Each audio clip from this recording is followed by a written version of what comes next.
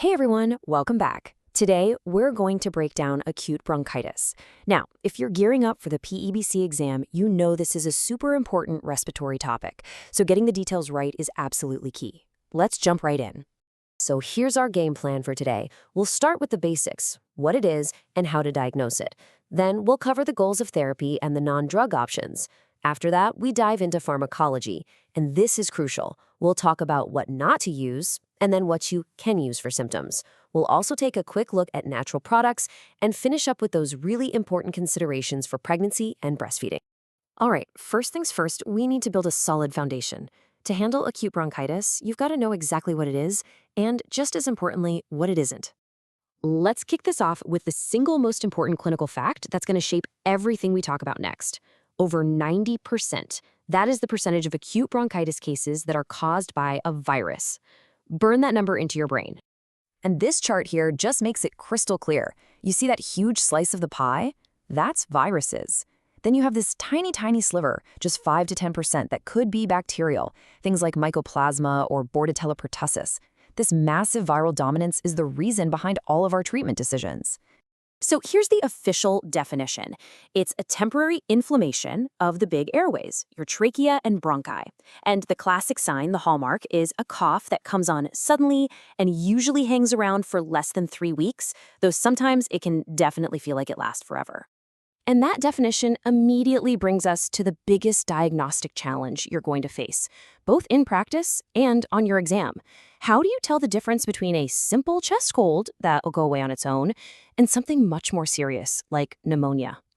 Now, this algorithm is a perfect map of how a clinician thinks this through. You start by ruling out other obvious causes, right? Like GERD or a cough from an ACE inhibitor. Then you look for red flags. A high fever, rapid breathing, a fast heart rate. If those aren't there and it's not flu season, you're pretty confidently landing on a diagnosis of acute bronchitis. This slide is so high yield for your exam, it puts the two head to head. For acute bronchitis, think normal. Normal vital signs, heart rate under 100, respiratory rate under 24, temperature below 38 degrees Celsius. And a really key point, the chest exam is clear. Pneumonia, on the other hand, that's where you'll often see a high fever and hear abnormal sounds when you listen to the lungs. Okay, let's bust a huge myth. This is a classic clinical pearl and a potential exam trap. So many people, patients and clinicians alike, think that green or yellow phlegm automatically means it's a bacterial infection and you need antibiotics. Nope. This quote explains why. The color comes from an enzyme released by your own white blood cells. It just means there's inflammation, which you get with viruses too. It's not a reliable sign of a bacterial infection. So, knowing it's almost always a self-limiting virus, this brings us to how we manage it. And our approach always starts with the foundational, non-drug stuff. Our goals here are really straightforward. First and foremost, you have to make sure it isn't something more serious. That's job number one. Once you've done that, the entire focus shifts to just making the patient more comfortable while their body does the work. Notice cure isn't a goal, because the illness gets better on its own. And here's how we do that. These are the first things you recommend. Avoid stuff that irritates the lungs. Practice good hygiene so you don't spread it. Use a humidifier to soothe the airways. And drink plenty of fluids. This is the core of good management. All right, this next section is incredibly important for your PEBC exam and for good antibiotic stewardship. We're going to focus on the treatments that people often reach for, but that the evidence tells us we should not be using. Knowing what to avoid is half the battle. Okay, let's be absolutely 100% clear. Based on that 90% viral fact we started with, routine use of antibiotics for uncomplicated acute bronchitis is not recommended. Period. So why are we so firm on this? Well, first, they don't work on viruses. Simple as that. The actual benefit? It's tiny. A big review found that, at best, they might shorten the cough by about half a day. Compare that to the real risk of harm, side effects like rashes and diarrhea. The number needed to harm is just 5. That means for every 5 people you treat, 1 has a side effect. And all of this just fuels the massive public health problem of antibiotic resistance. Next up on the don't use list, corticosteroids. It doesn't matter if they're inhaled or oral, there's just no good evidence to support using them. In fact, for oral steroids, there's actually evidence showing they don't help. So the answer here is a simple no. And what about antihistamines? You see them in so many over-the-counter cold remedies.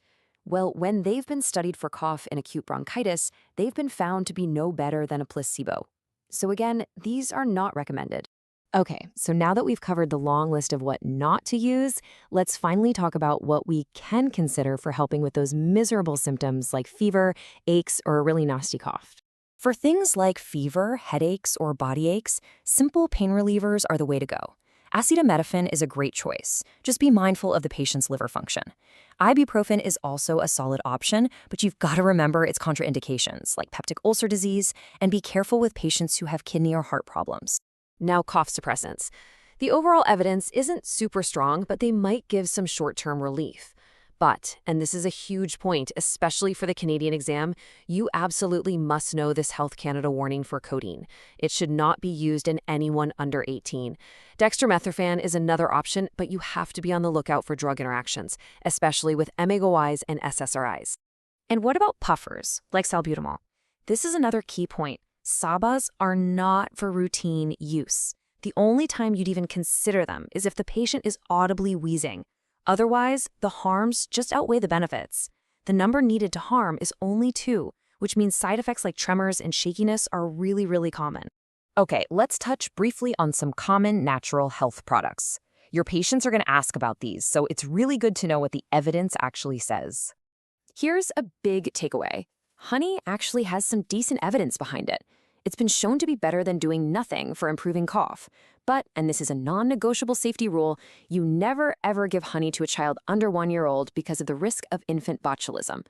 For other things like pelargonium or ginseng, the evidence just isn't there yet to recommend them. And finally, let's wrap up with a topic that is absolutely high yield for your exam: how to manage acute bronchitis in special populations, specifically during pregnancy and while breastfeeding. This chart is basically your cheat sheet. Acetaminophen is your go-to. It's safe in both pregnancy and breastfeeding. Take a look at NSAIDs. There's a hard stop on using them after 20 weeks of pregnancy. And for codeine, you see that big, bold avoid? It's a no-go during breastfeeding because of the serious risk of toxicity to the baby. That is a critical safety point. So I want to leave you with this final crucial thought. You know, the most powerful tool we have for treating acute bronchitis isn't a pill. It's education. It's taking the time to explain that this is a virus, setting the expectation that the cough could last for 2 or even 3 weeks, and providing reassurance. Excellent communication, not an unnecessary prescription, is what leads to the best outcomes and truly satisfied patients.